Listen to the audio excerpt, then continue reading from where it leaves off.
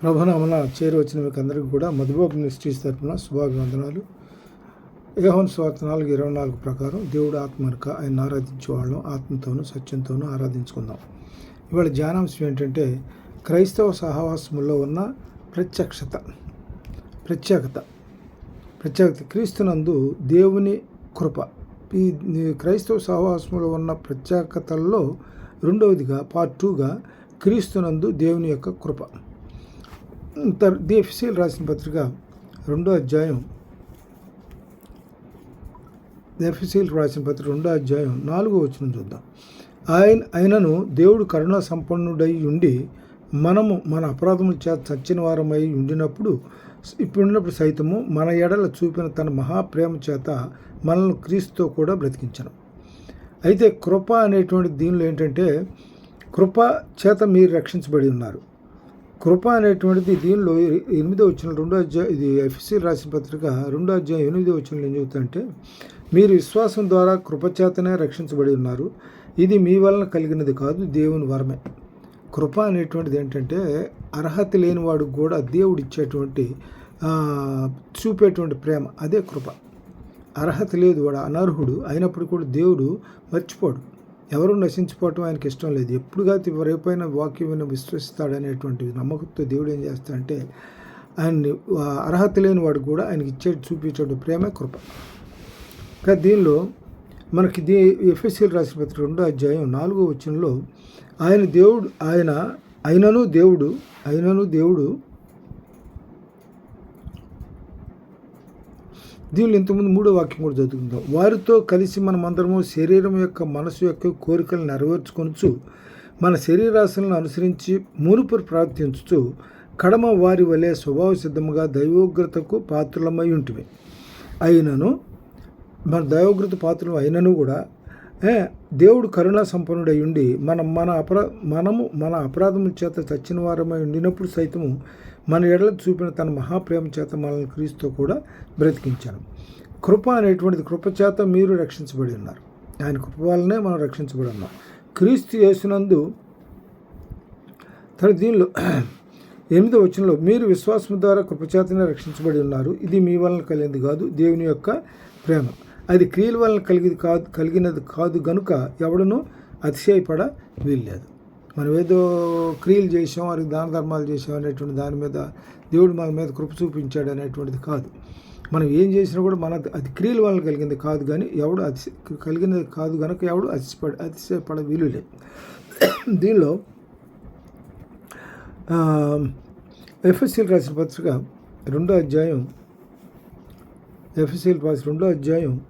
8-10 వచనాలు కూడా చూద్దాం. మీరు విశ్వాసం ద్వారా కృపచేతనే రక్షించబడి ఉన్నారు. ఇది మీ వలన కలిగినది కాదు, దేవుని వరమే. అది క్రియల వలన కలిగినది కాదు కనుక ఎవడనూ అతిశయపడి వీల్లేదు.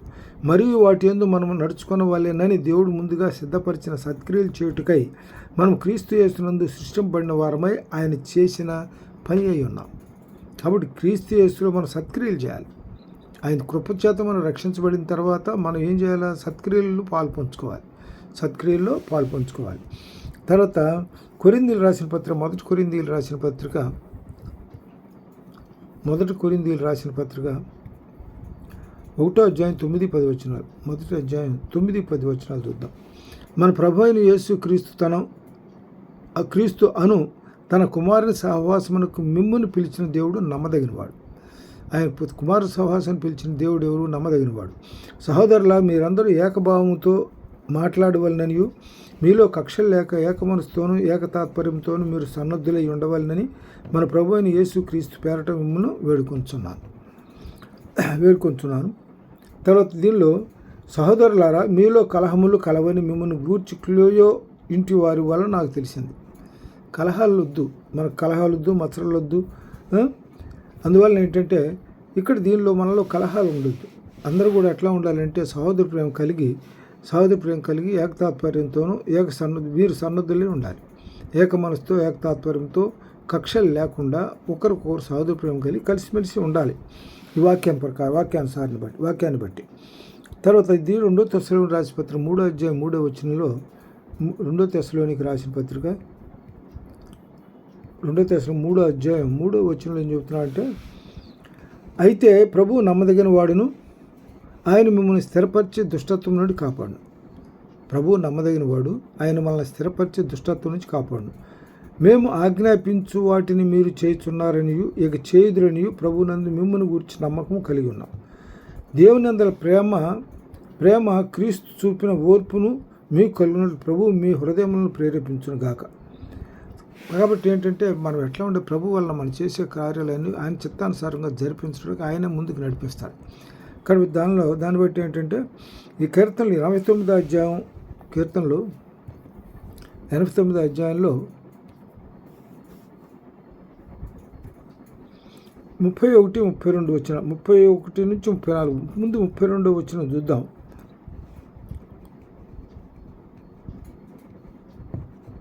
ముప్పై 31 నుంచి 34 వచనాల్లో కీర్తనలు 31 నుంచి 89వ అధ్యాయం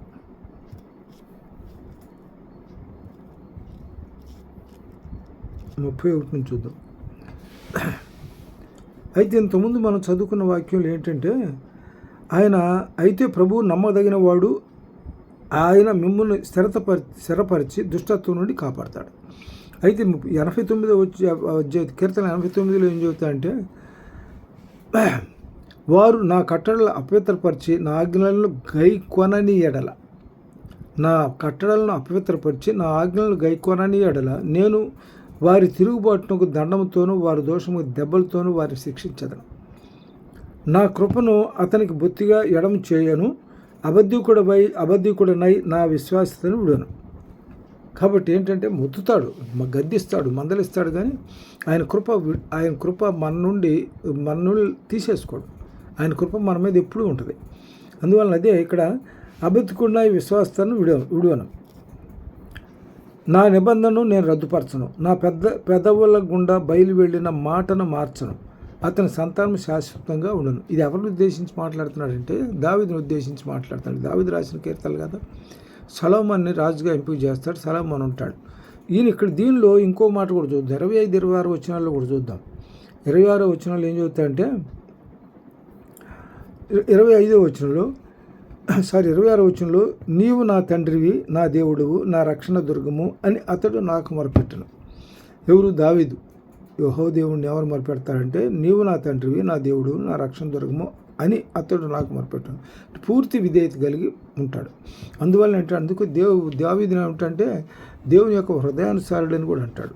అందుకని అతను ఆ విధంగా ఉన్నదాన్ని బట్టి, కావున నేను అతను నా జ్యేష్ఠ కుమారునిగా చేదును, భూరాజుల్లో అత్యున్నతంగా నుంచెదను, నా కృప నిత్యం అతనికి తోడుగా నుండి చేసేదను, నా నిబంధన అతనితో స్థిరంగా నుండును, శాశ్వత కాలం వరకు అతని సంతానము, ఆకాశములంత వరకు అతని సింహాసనం నేను నిలిపేదను. అతని కుమారులు ధర్మశాస్త్రమును విడిచి నా న్యాయ విధులను ఆచరింపని ఎడల వారు నా కట్టడలను అపవిత్రపరిచిన ఆజ్ఞలను గైకొనని ఎడల నేను వారిని తిరుగుబాటుకు దండంతోనూ వారి దోషము దెబ్బలతోనూ వారిని శిక్షిస్తాను. కాబట్టి ఏంటి, మనం ఇప్పుడు కూడా దేవుని యొక్క కట్టడలను అనుసరించి నడుచుకోవాలి. దీనిలో ద్వితీయోపదేశకాండం 28వ అధ్యాయం 1వ వచనంలో ఏమంటాడంటే, ద్వితీయోపదేశకాండం 28వ అధ్యాయం 1వ వచనంలో 21వ వచనంలో నీవు నీ దేవుడైన యెహోవా మాట శ్రద్ధగా విని నేడు నేను నీకు ఆజ్ఞాపించిన ఆయన ఆజ్ఞలన్నింటినీ అనుసరించి నడుచుకునే ఎడల నీ దేవుడైన యెహోవా భూమి మీద ఉన్న సమస్త ధనముల కంటే నిన్ను హెచ్చించను. కాబట్టి ఆయన ఆజ్ఞలను నడుచుకుంటే మనం ఆశీర్వదించబడతాం. దీనిలో యెషయాలో కూడా ఒక మాట చెబుతాడు, చూద్దాం. యెషయా 1:19లో 19వ వచనంలో మీరు సమ్మతించిన ఆ మాట విని ఎడల మీరు భూమి యొక్క మంచి పదార్థములను అనుభవిస్తారు. సమ్మతించిన ఆ మాట విని భూమి యొక్క మంచి పదార్థాలు అనిపిస్తుంది. దానిలో ద్వితీయోపదేశకాండం 28వ అధ్యాయంలో 1 నుంచి 14 వరకు ఆశీర్వాదాలు ఉంటాయి. 14-15 నుంచి మిగతా వచనాల్లో ఏమంటాయి, శాపాలు ఉంటాయి. అందుకని ఆయన దేవుడు ఏమంటాడంటే, మీ ముందు శాపాలు ఉంచాను, దీవెనలు ఉంచాను, మీ దగ్గర కావాలి మీ స్వేచ్ఛ, అంటే మీ స్వతంత్రులు అనమాట. శాపాలు కావాలా, దీవెనలు కావాలా? మనం జనరల్గా ఏం కోరుకుంటాం? దీవెనలే కోరుకుంటాం, శాపాలు మనం కోరుకోంగా. దేవుని యొక్క శాపం అంటే భయంకరంగా ఉంటుంది. ఇర్మియా 48:10 వచనంలో ఏమంటాడంటే, ఇర్మియా 48:10 అధ్యాయంలో ఇర్మియా 45 అధ్యాయం 10వ వచనం. 48 యెహోవా కార్యములు అశ్రద్ధగా చేయవాడు శాపగ్రస్తుడగును, కాగా రక్తం ఓడ్చకుండా ఖడ్గము దూసువాడు శాపగ్రస్తుడగును. ఖడ్గం దూసిన తర్వాత రక్తం ఓడ్చాలి. అయితే కబక్కన కత్తి తీసి ఊరక భయపెట్టడానికి కుదరదు. అది అందువలన రక్తము ఓడ్చకుండా ఖడ్గము దూయవాడు శాపగ్రస్తుడు. కాబట్టి ఇక్కడ ఏంటంటే యెహోవా కార్యములు అశ్రద్ధగా చేయవాడు ఎప్పుడు కూడా శాపగ్రస్తుడు. దేవుడి కార్యాల విషయంలో నిర్లక్ష్యంగా పనికిరాదు. శ్రద్ధ ఆసక్తితో మనఃపూర్వకంగా మనం దేవుని యొక్క కార్యాలు కార్యాలు చేయవలసిన వాళ్ళంగా ఉంటాం. దీనిలో మొదటి శామ్యూయలు 15వ అధ్యాయం మొదటి శామ్యూయలు 15వ అధ్యాయం 29వ వచనం. 15వ అధ్యాయం 29వ వచనం చూద్దాం. మరియు ఇశ్రాయేలుకు ఆధారమైన వాడు నరుడు కాడు. ఇశ్రాయేల్ దేవునికి చేసిన వాగ్దానం, ఇశ్రాయేలీల పట్ల దేవుడికి చేసిన నిబంధన ఏంటంటే, ఆయన ఏమంటాడంటే ఇస్సాకు దేవుడిని, అబ్రహాం దేవుడిని, ఇస్సాకు దేవుడిని, యాకోబు దేవుడిని అని చెప్తాడు. అబ్రహాంతో ఒక నిబంధన చేస్తాడు మొట్టమొదటిలోనే, ఆ నిబంధన చేస్తాడు. అందువలన మరియు ఇశ్రాయేలుకు ఆధారమైన వాడు నరుడు కాడు, ఆయన అబద్ధమాడు పశ్చాత్తాపడు.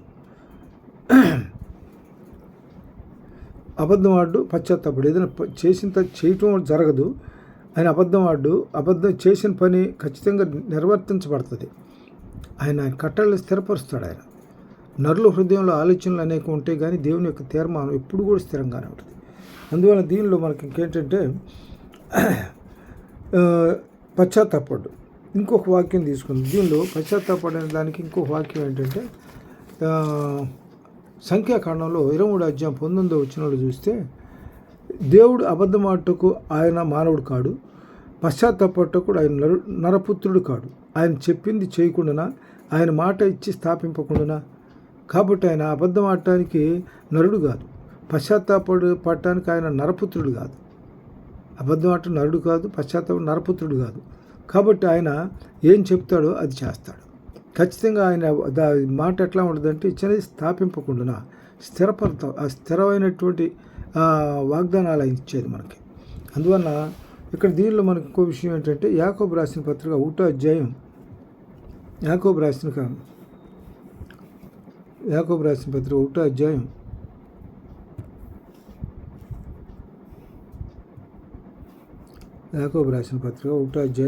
16-17 వచనాల్లో చూద్దాం. 1వ అధ్యాయం 16-17 వచనాలు. యాకోబు రాసిన పత్రిక 1వ అధ్యాయం 16-17 వచనాలు. నా ప్రియ సహోదరులారా, మోసపోకుడి. శ్రేష్టమైన ప్రతియు సంపూర్ణమైన ప్రతివరమును పరసంబంధమైనదై జ్యోతిర్మయుడు తండ్రి వద్ద నుండి వచ్చును. ఆయన యందు ఏ చంచలత్వమైన గమనాగమనాల వలన ఏ ఛాయను లేదు. దేవుడు ఏదైనా వాగ్దానం చేసి అది స్థిరపరుస్తాడంతే. ఇప్పుడు ఇంతకుముందు వాక్యం చదువుకున్న దానిలో ఆయన మాట ఇచ్చి స్థాపింపకుండా, దేనిలో సంఖ్యాకాండంలో చెప్తాడు మనకి, మాట ఇచ్చాడు, స్థాపించకుండా ఉండు. అందుకని మనకి శ్రేష్టమైన ప్రతి సంపూర్ణమైన ప్రతి వరమును ఎక్కడ పరసంబంధమై జ్యోతిర్మయుడు తండ్రి వద్ద నుండి వచ్చును. ఆయన యందు ఏ చంచలత్వమైనను మాటిచ్చి తప్పేవాడు కాదు. చంచలత్వం అంటే వాళ్ళు ఇప్పుడు మాట ఇచ్చిన తర్వాత మాట సర్దుకోవటం చేయటం అట్లాంటిది మనుషుల్లాగా, మానవుల్లాగా, నరుల్లాగా ఆయన స్వభావం కాదు. ఆయనది స్థిరమైన స్వభావం, స్థిరమైనటువంటి స్వభావం. తర్వాత దీనిలో ఇంకోటి ఏంటంటే 2 కొరింథీయులకు రాసిన పత్రిక 12వ అధ్యాయం 9వ వచనం. 2 కొరింథీయులకు రాసిన పత్రిక 12వ అధ్యాయం 9వ వచనం. 12వ అధ్యాయం 9వ వచనంలో, అందుకు నా కృప నీకు చాలును, బలహీనత యందు నా శక్తి పరిపూర్ణమవుతున్నదని ఆయన నాతో చెప్పాను. కాగా క్రీస్తు శక్తి నా మీద నిలిచియుండు నిమిత్తము విశేషముగా నా బలహీనత యందే బహు సంతోషముగా అతిశయపడదను.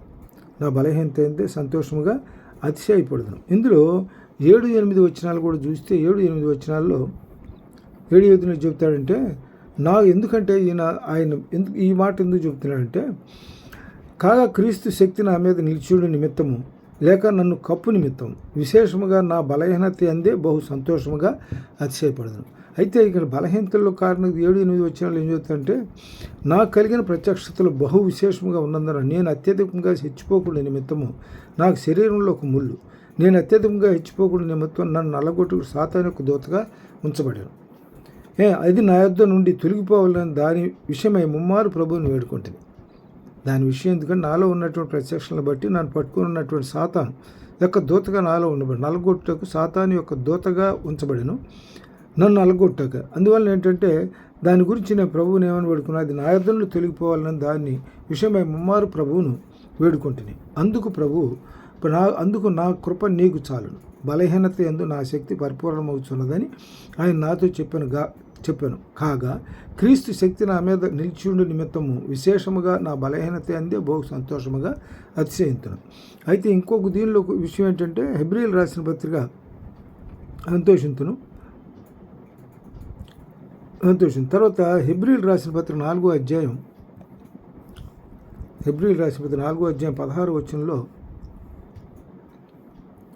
4వ అధ్యాయం 16వ వచనంలో ఏం చెప్తామంటే, కనుక మనం కనికరింపబడి సమయోచిత సహాయం కొరకు కృప పొందినట్లు ధైర్యంతో కృపాసన ఉద్యమకు చేరుదాం. అందువల్ల ఏంటంటే దేవుని యొక్క కృప పొందడానికి ఏం చేస్తామంటే ధైర్యంగా ఆయన కృపాసన దగ్గరికి వెళ్ళి ఆయన్ని అడిగితే అడుగులు ఇచ్చేతను తట్టుడు తీయబడిన వెతుడు దోతున్న తండ్రి కాదు. కాబట్టి మనం ఏది అడిగినా కూడా ఆయన కాదన్నాడు. దీనిలో మొదటి యోహాను 5:13లో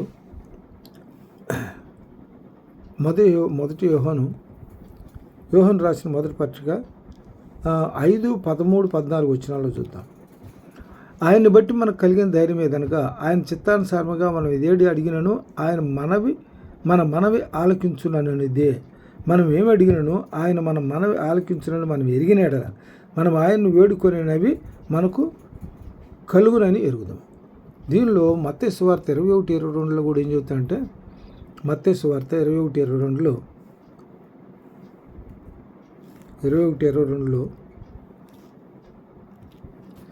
మరియు మీరు ప్రార్థన చేయనప్పుడు వేటిని అడుగుదురో అవి దొరికినవని నమ్మిన ఎడల మీరు వాటిని అన్నింటినీ పొందుదురని వారితో చెప్పారు.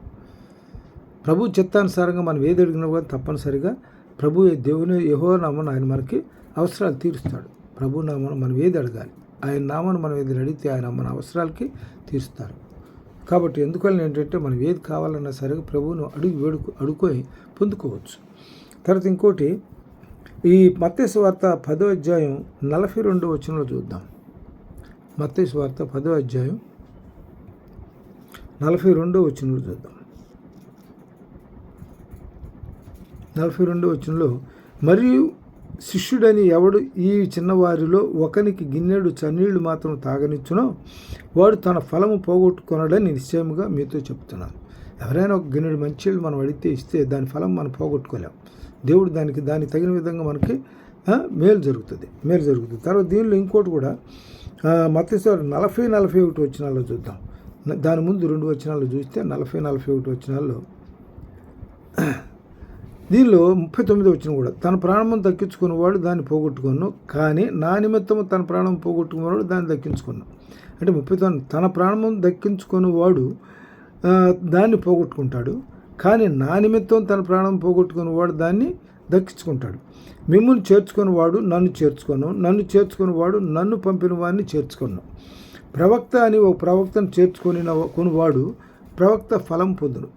నీతిమంతుడని నీతిమంతుని చేర్చుకున్నవాడు నీతిమంతుని ఫలము పొందును. మరియు అందుకే తర్వాత 40 ఉంటుంది. మరియు శిష్యుడని ఎవడు ఈ చిన్నవారిలో ఒకరి గిన్నెడు చన్నీళ్ళు మాత్రం తాగనిచ్చునో వాడు తన ఫలము పోగొట్టుదని నిశ్చయముగా మీతో చెప్తున్నాను.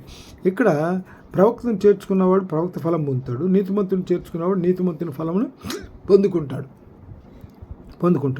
కాబట్టి ఇక్కడ ఏంటంటే మనం ఏదైనా సరే మన చేతనాన్ని మనం సహాయం చేస్తే తప్పనిసరిగా మనం దాని ప్రతిఫలాన్ని పొందుకుంటాం. దీనిలో కొలస్సీయులు రాసిన పత్రిక 2వ అధ్యాయం 13వ వచనం.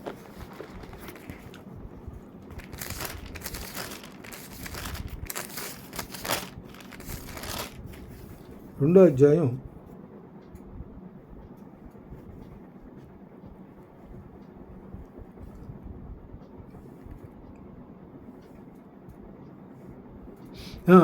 4వ వచనం చూద్దాం. 2వ అధ్యాయం 4వ వచనం ఏం చెప్తాయంటే, మీలో ప్రతివాడును తన సొంత కార్యములు మాత్రమే కాక ఇతరుల కార్యములను కూడా చూడగలను. సొంత కార్యాలనే కాక మన ప్రతివాడు కూడా మన సొంత కార్యం చేతనైనటువంటి మన సహాయం చేయాలి. సహోదర ప్రేమ కలిగి సహాయం చేయగలిగిన వాళ్ళంగా ఉండాలి. కాబట్టి 2:4 కొలస్సీయులు ఫిలిప్పీయులకు రాసిన పత్రిక 2:4 వచనంలో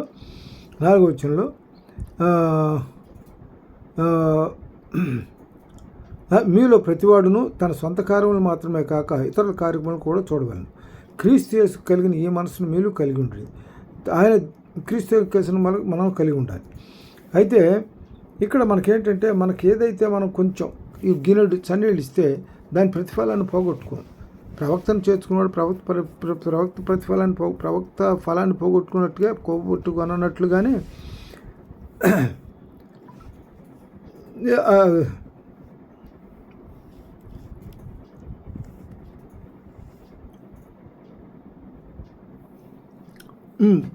ఫలం పోగొట్టి మన గిన్నెడు చన్నీళ్ళు ఇస్తే దేవుడు మనకు దానికి తగిన విధంగా ప్రతిఫలం సాధించేస్తాడు. అదేవిధంగా మన సహోదరుల్లో వాళ్ళ అవసరాలను బట్టి మనం సహాయపడుతూ ఉంటే తప్పనిసరిగా దేవుడు మన పక్షంగా మేలు జరుగుతాయి.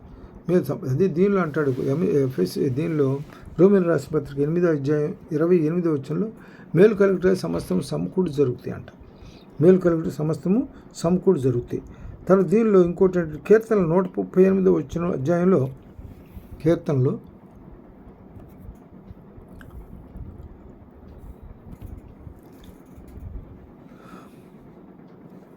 138 అధ్యాయంలో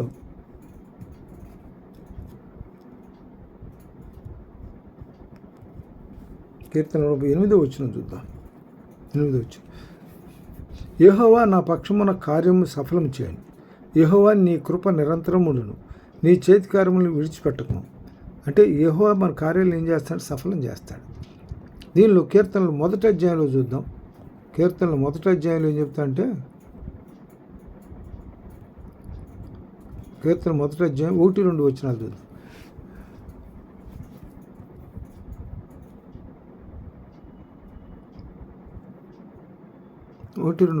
దుష్టుల ఆలోచన చొప్పున నడువుక, పాపుల మార్గము నిలువక, అపహాస్కులు కూర్చుని చోటు కూర్చుండక, యెహోవా ధర్మశాస్త్రం నందు ఆనందించు, దివారాత్రము దాన్ని ధ్యానించువాడు ధన్యుడు. అతడు నీటి కాలువలను యోరబడినదై ఆకు వాడక తన కాలమందు ఫలించు చెట్టు వలె నుడను. అతను చేయనిదంతయు సఫలమగను. అతను చేయదంతా కూడా సఫలమవుతుంది. ఎట్లా ఏం చేయాలి మనం? యెహోవా ధర్మశాస్త్రం నందు ఆనందించు, దివారాత్రము దాన్ని ధ్యానించువాడు ధన్యుడు. యెహోవా ధర్మశాస్త్రం ఆనందించు, దివారాత్రము దాన్ని ధ్యానించువాడు ధన్యుడు. యెహోవా దేవుడుగా కలిగిన జనులు ధన్యులను కూడా చెబుతాడు సందర్భంలో. యెహోవా తనకు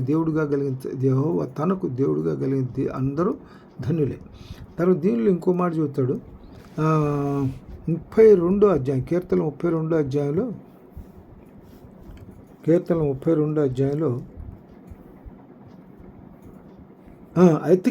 తన అతిక్రమములను పరిహారం పొందినవాడు, తన పాపం ప్రాయశ్చిత్తమును పొందినవాడు ధన్యుడు. యెహోవా చేత నిర్దోషిని ఎంచబడినవాడు, ఆత్మలో కపటం లేనివాడు ధన్యుడు. ఆత్మలో కపటం లేనివాడే ధన్యుడు. అంటే యెహోవా చేత నిర్దోషి అని ఎంచబడినవాడు. యెహోవా చేత నిర్దోషి అని ఎంచబడినవాడు. తర్వాత దీనిలో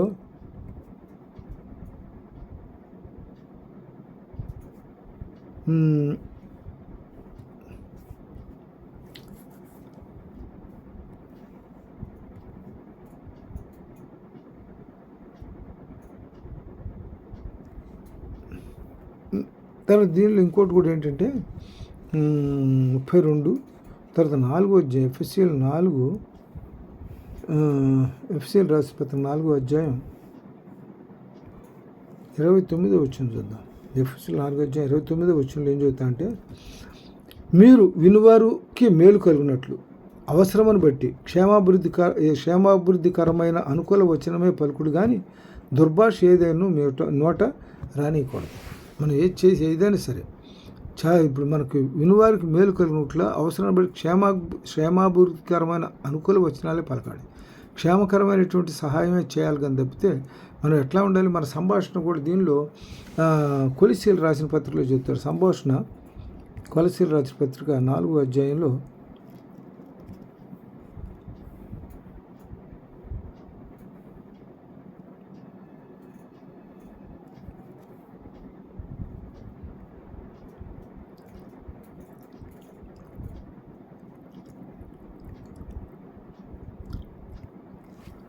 కొలస్సీయుల పత్రిక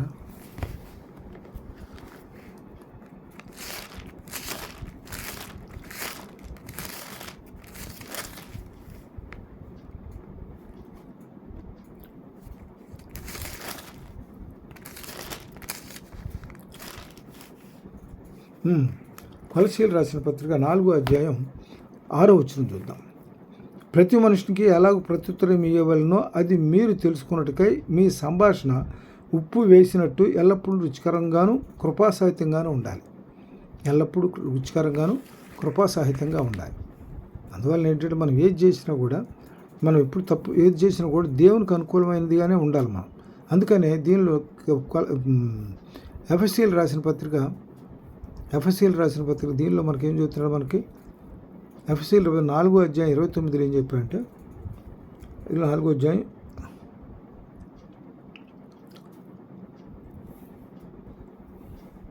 29వ వచనంలో వినువారికి మేలు కలుగునట్లు అవసరం బట్టి క్షేమాభివృద్ధికరమైన అనుకూల వచనమే పలుకుడు కానీ దుర్భాష ఏదైనను మీ నోట రానివద్దు. సామెతలు 15:2-4 చూద్దాం. జ్ఞానుల నాలుక మనోహరమై జ్ఞానాంశములను పలుకును, బుద్ధిహీనుల నోరు మూఢవాక్యములను కుమ్మరించును. యెహోవా కన్ను ప్రతి స్థలం మీద నుండును, చెడ్డవారిని మంచివారిని అవి చూచుండను. సాత్వికమైన నాలుక జీవవృక్షము, దానిలో కుటిలత ఉండిన ఎడల ఆత్మభంగము కలుగును. సాత్వికమైనటువంటి వచ్చేటప్పటికి దీనిలో ఇంకో మాట కూడా, సాత్వికమైనటువంటి నాలుక. సామెతలు 26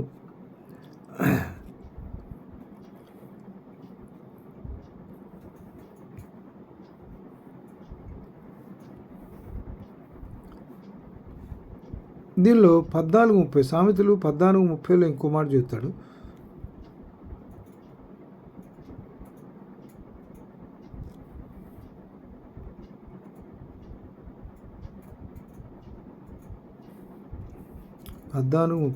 సామెతలు 14:30 ఏం చెబుతాయంటే, సాత్వికమైనటువంటి నాలుక శరీరానికి జీవం అంట, మత్సరం అంట, ఎముకలు కుళ్ళు అంట.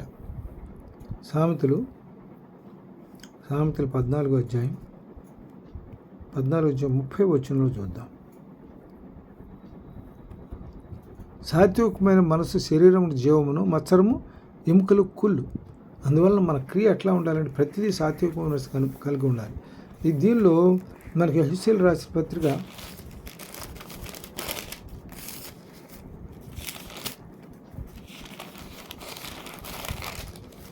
దీనిలో ఫిలిప్పీయులు రాసిన పత్రికలో క్రీస్తు యేసును కలిగిన ఈ మనసును మీరు కలిగి ఉండి, ఆయన దేవుని స్వరూపం కలిగిన వాడై ఉండి దేవునితో సమానంగా ఉండుట విడిచిపెట్టకూడని భాగ్యమని ఎంచుకోలేదు, కానీ మనుషుల పోలికగా పుట్టి దాసుని స్వరూపం ధరించుకొని తను తానే రిక్తునిగా చేసుకున్నాడు. ఆయన ఏం చేశాడంటే అందరికీ తను తానుగా తగ్గించుకున్నాడు. తను తగ్గించుకున్నవాడు హెచ్చించుకున్నవాడు తగ్గించబడినాడు. దేవుని దృష్టిలో మనం తగ్గించుకుంటే దేవుడు మనల్ని హెచ్చిస్తాడు. అందువల్ల ఇక్కడ దీనిలో ఈ వాక్యాలు 2 వాక్యాలు చదువుకుందాం. క్రీస్తు యేసు కలిగి మనసు మీరు కలిగి ఉండి, ఆయన దేవుని స్వరూపం కలిగిన వాడై ఉండి దేవుని సమానంగా ఉండుట విడిచిపెట్టబోవడం భాగ్యం అని ఎంచుకోలేదు, కానీ మనుషుల పోలికగా పుట్టి దాసుని స్వరూపం ధరించుకొని తను తానే రిక్తునిగా చేసుకున్నాను. మరియు ఆయన ఆకారమందు మనుషుడిగా కనబడి మరణం పొందినంతగా, అనగా శిలువ మరణం పొందినంతగా విధేయత చూపిన వాడై తను తాను తగ్గించుకున్నాను. అందుచేత పరలోకమందున వారిలో కానీ, భూమి మీద ఉన్న వారిలో కానీ, భూమి క్రింద ఉన్న వారిలో కానీ ప్రతి వాని మోకాలు యేసునామమున వంగునట్లు, ప్రతి వాని నాలుక తండ్రి అయిన దేవుని మహిమార్థమై యేసుక్రీస్తు ప్రభువును ఒప్పుకొనున్నట్లు దేవుడు ఆయనను అధికముగా హెచ్చించి ప్రతి నామం కంటే పైనాముగా ఆయనను అనుగ్రహించాడు. కాబట్టి మనం ఏంటంటే దేవునికి కలిగిన ఈ మనసు మనం కలిగి ఉండాలి. మనల్ని తగ్గించుకునే స్వభావం కలిగి ఉండాలి.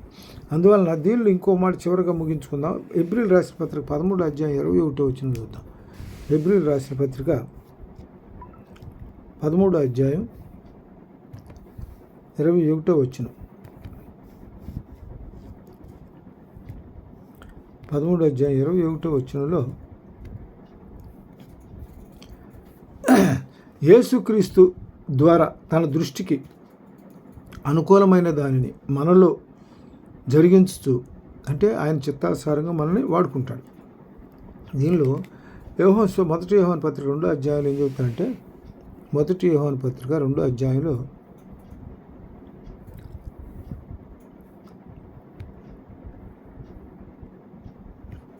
మొదటి యోహాను పత్రిక 2వ అధ్యాయం ఏం చెప్తుందంటే,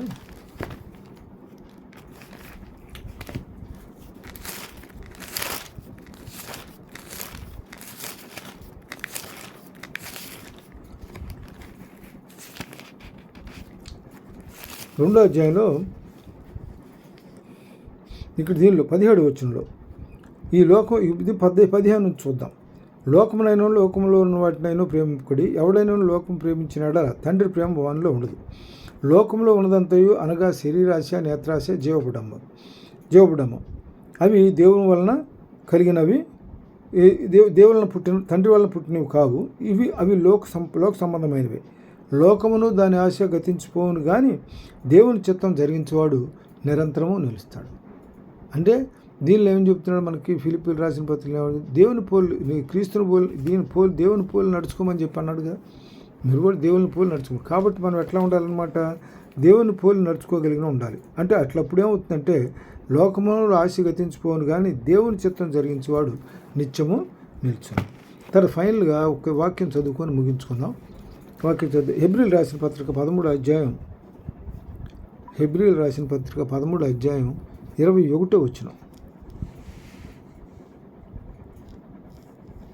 యేసుక్రీస్తు ద్వారా తన దృష్టికి అనుకూలమైన దానిని మనలో జరిగించు, అంటే ఆయన చిత్తానుసారంగా మనం నడుపుకుంటాడు. మనసా వాచ కర్మన ఆయన చిత్తానికి లోబడి నడుచుకోవాలి మనం. కాబట్టి జరిగించు ప్రతి మంచి విషయంలోనూ తన చిత్త ప్రకారం చేయుటకు మిమ్ముని సిద్ధపరచును గాక. ప్రతి విషయంలో కూడా ఆయన చిత్త ప్రకారం మనం చేసే ప్రతి మాట, చేత, ప్రవర్తనలో ప్రతి చిన్న సందర్భంలో కూడా మనం చేసే ప్రతిదీ కూడా ఆయన చిత్త ప్రకారం చేయుటకు మిమ్మల్ని సిద్ధపరచును గాక. సిద్ధపరచడం అంటే దేవునికి లోబడాలి. దేవుని మన హృదయంలో తీసుకోవాలి.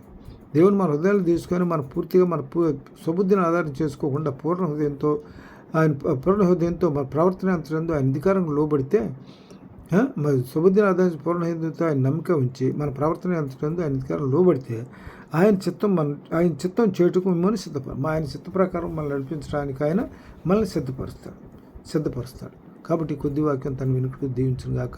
చిన్న ప్రార్థన చేసుకొని ముగించుకుందాం. మమ్మల్ని ముఖ్యంగా ప్రేమించిన ప్రియపరులు కొందరు మా తండ్రి, జీవము గల నాయన, మహిమగల తండ్రి, అన్ని విషయాలకు ఆధారభూతులు ఆయన గొప్ప తండ్రి, పాదం చంచుతున్నాను ఆయన. ఇవాళ పాఠ్యాంశాలు నాయన ధ్యానాంశాల్లో తీసుకున్నటువంటి భాగం విశ్వాసి క్రైస్తవ సహవాసం ఉన్న ప్రత్యేకతల్లో 2వ భాగంగా క్రీస్తునందు దేవుని ప్రేమ కృపను గురించి ఆయన మేము ఇప్పుడు ముచ్చరించుకొని ఉండగా విషయంలో దీనికి సంబంధించి ప్రతి బిడ్డ కూడా ఆయన కృపకు లోబడి, ఆయన ఇచ్చిన ఉచితమైన కృపకు లోబడి ఆయన చిత్తానుసారంగా నడుచుకోవడానికి సహాయం చేయండి. సమస్తం నాయన స్వబుద్ధిని ఆధారం చేసుకోకుండా పూర్ణ హృదయంతో మీద నమ్మకం ఉంచి మా ప్రవర్తన ఎంత అధికారంలో నడుచుకోవడానికి సహాయం చేయండి. సమస్తం క్రమంగా జరిగినట్లు మీ జీవితాల్లో మీ చిత్తాన్ని జరిగించమని యేసు పరిశుద్ధ నామములో ఎంతో అడిగిస్తున్నాం తండ్రి. ఆమేన్. వందనాలు.